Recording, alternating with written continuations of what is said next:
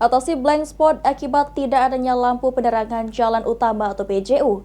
Pihak Dinas Perhubungan Kota Palembang akan melakukan pemasangan baru PJU di 1.800 titik yang tersebar di 18 kecamatan Kota Palembang.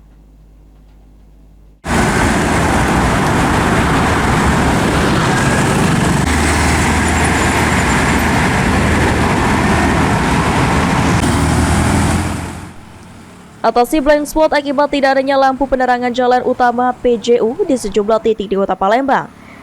Kepala Dinas Perhubungan Kota Palembang Agus Supriyanto mengatakan jika pada tahun 2025 ini sesuai dengan Musrenbang dan DPRD Palembang akan ada sebanyak 1.800 titik pasang baru PJU yang tersebar di 18 kecamatan Kota Palembang.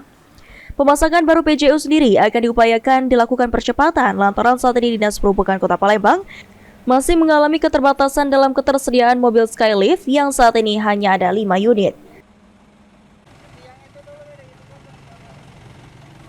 Kalau yang untuk pemasangan baru, kita ada program dari Pokir kemarin kan, Pokir kan dari Dewan dari masukan masyarakat.